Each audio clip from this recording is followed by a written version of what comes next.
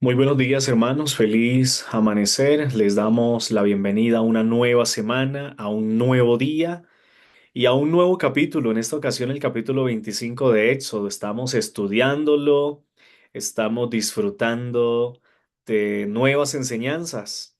Así que en esta mañana nos convoca este capítulo que, como lo dijimos el viernes, es el empezar a contarnos qué es lo tanto que Dios tiene para decirle a Moisés allá en el monte. Pues hoy lo vamos a descubrir.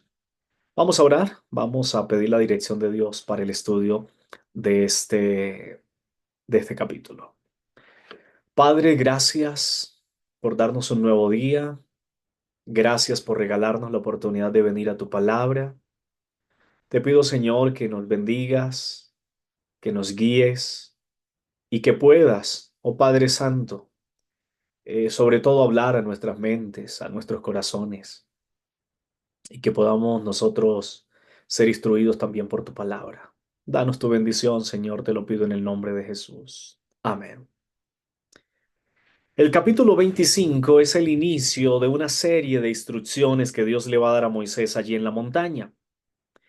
Y son instrucciones que Dios le ofrece y que ahora Moisés va a tener que tomar nota y llegar a ejecutar tan pronto pues baje de la montaña.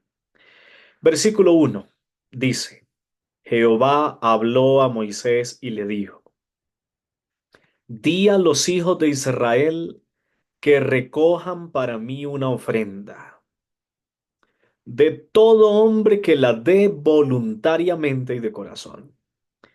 Es interesante esta partecita y quiero detenerme para hacer un énfasis aquí por dos razones. Primero, porque Dios es el que pide las ofrendas y es el que inicia con el tema de las ofrendas, siempre pidiendo ofrendas. Y segundo, porque dice, usted va a recibir las ofrendas del que la quiera dar de corazón. El que la dé voluntariamente, dice el texto, y de corazón. Es decir, que Dios no acepta ofrendas de una persona que lo hace como por obligación, sino aquel que lo hace de corazón. Y es que eso siempre ha estado mostrado en la Biblia. Si usted le va a ofrendar algo al Señor, apreciado hermano o amigo, hágalo de corazón. Es para el Señor. Si usted no lo hace de corazón, si usted no lo hace voluntariamente, sino porque otro le pide o le toca obligarlo, no lo haga. ¿Para qué? Eso no cuenta para el Señor. Para el Señor cuentan las cosas de corazón. Para el Señor cuentan las cosas cuando nosotros lo hacemos voluntariamente. Y cuando hacemos las cosas realmente porque nos nace hacerlas. Y vuelvo a decirlo, si usted no va a hacer una cosa porque le nace hacerlo, mejor no lo haga. ¿Para qué pierdes el tiempo? No, si le nace, hágalo. Si no, no. Porque el Señor no recibe cosas a medias, ni obligado, ni nada. Es mejor entender que a Dios hay que darle lo mejor, que hay que darle con gratitud, con alegría. Cuando Dios nos pide algo, hagámoslo de esa forma, independientemente de lo que nos pida. Nuestro tiempo, nuestra vida, nuestro corazón, nuestros pensamientos, alguna ofrenda, cualquier cosa, hagamos todo para el Señor de corazón.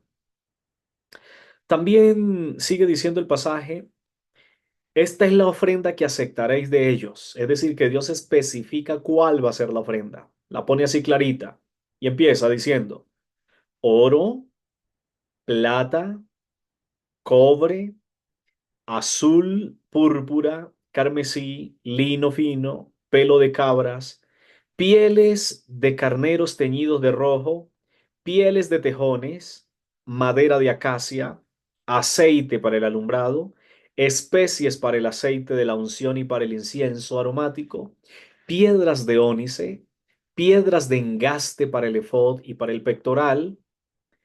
Hasta aquí está descrito lo que se va a recibir como ofrenda. Todo aquel que quiera dar una ofrenda para el Señor puede ofrendar una de estas cosas, le estaba diciendo Dios a Moisés allá en ese momento. Ahora, ¿por qué eso? Porque con eso es que se va a iniciar la construcción de lo que va a llegar a ser el santuario terrenal. El santuario donde, como ahora dice el versículo 8, me levantaron en un santuario y yo habitaré en medio de ellos. Es el espacio, es el santuario, es el lugar donde va a morar el Señor. Ese santuario, allá va a morar Dios. En ese santuario es que va a habitar el Señor. Y ahora Dios les está diciendo al pueblo, construyan ese santuario, denme ofrendas, tráiganme ofrendas. Las ofrendas deben ser estos, porque Moisés va a construir un santuario y cuando ese santuario esté construido, yo voy a venir para habitar, para estar al lado de ustedes, para estar en medio de ustedes. Versículo 9 dice, vas a construirlo conforme a lo que yo te muestre, al diseño que yo te entregue. Es Dios quien va a decir cómo se debe hacer, qué medidas debe tener y con qué materiales ha de hacerse. Recordemos que en el pueblo de Israel existía la teocracia. ¿Y qué es eso? Era Dios quien decidía. Era Dios quien daba las órdenes. Era Dios quien decía, quiero que hagan esto, que lo hagan así, con estas medidas, con estos materiales. Eso es una teocracia, es decir, Dios mismo es quien está gobernando. Eso va a cambiar cuando ellos deciden alejarse de Dios, pedir un rey y bueno, tomar otras decisiones. Hay tres cosas, ahora viene a darse la indicación de tres cosas más que Dios va a pedir que se le haga en el capítulo 25. La primera de ellas, del versículo 10 al 22, Dios va a dar las especificaciones del arca del testimonio, que es el arca del pacto, el arca que va a tener un valor y que de hecho los israelitas van a coger de amuleto. Dios en estos 12 versículos les va a dar claramente las especificaciones y les va a decir, ustedes van a hacer un arca de esta y de esta forma. Miremos algunas de ellas solamente. Dice que esa arca debería ser de madera de acacia, 2 codos y medio su anchura, perdón, su longitud 2 codos y medio, su anchura codo y medio y su altura codo y medio. Alguna vez lo había mencionado aquí que en la Biblia un codo representa aproximadamente unos 50 centímetros. Así que si tomamos eso, cuando dice que cuya longitud será 2 codos y medio, está hablando más o menos de unos 120, 122, 123 centímetros aproximadamente, 1 metro y unos 20 centímetros. Y dice que será de codo y medio su anchura y su altura, es decir, unos 72, 73 centímetros aproximadamente. Esas son las medidas del arca, como para que logremos ubicarnos qué tan grande era el arca. Si ustedes se dan cuenta, no era tampoco algo tan grande. 1,22 por 72. 1,22 por 72 y 72 también de altura. En esa, a esa arca se tenía que recubrir completamente de madera, se le deberían poner eh, unas cornisas de oro también, unas argollas, y sobre esas argollas se tenían que colocar unas varas, todo tenía que estar recubierto de oro. Esas varas era con el propósito de moverla, de cargarla. Pero luego la tapa, se tenía que hacer una tapa que va a ser conocido como el propiciatorio. Versículo 17 dice, harás un propiciatorio de oro fino, que era lo que iba encima de esa arca. ¿Qué condiciones o qué tenía que cumplir este propiciatorio? Tenía que ser de oro fino, la misma medida, 2 codos y medio, y su anchura de codo y medio, para que coincidiera justamente con el arca. Y luego dice, también hará 2 querubines de oro, los harás labrados a martillo. No se podía usar ninguna otra herramienta, tenían que ser labrados a martillo. Y dice el texto bíblico, ah, en los dos extremos del propiciatorio tienen que hacerse esos ángeles. Entonces, estaba el propiciatorio y tenían que hacerse los dos querubines y luego va a seguir diciendo mirándose de frente a frente. De tal manera que los querubines, que son ángeles, tenían que quedar de esta manera, mirándose de frente a frente. Dice el texto, versículo 20, los querubines extenderán por encima las alas, cubriendo con ellas el propiciatorio. Estarán uno frente al otro con sus rostros mirando hacia el propiciatorio. Es decir, tenían que estar esos mirándose frente a frente e inclinados mirando hacia el propiciatorio y con sus alas cubriendo el propiciatorio. ¿Por qué va a ser importante eso? Eso es lo que se va a conocer como la Shekinah, o mejor, allí es donde va a manifestarse la gloria de Dios, lo que va a ser considerado como la Shekinah. En ese propiciatorio, en medio de esos dos ángeles, es donde Dios se va a manifestar. Y justamente esto era esa manifestación allí en medio de esos dos ángeles, consideradas como la Shekinah, la presencia de Dios. Dice después, pondrás el propiciatorio encima del arca y en el arca pondrás el testimonio que yo te daré, que son las dos tablas de piedra. Ya se dio las indicaciones para el arca, ahora se van a dar las indicaciones para la mesa, para el pan de la proposición. Recuerden ustedes que había una mesa con panes que cada 8 días se irían a cambiar. Bueno, eso lo vamos a estudiar un poquito más adelante. Dice, harás una mesa de madera de acacia, será de 2 codos, de un codo su anchura y su altura de codo y medio. Es decir, tendría 1 metro de larga por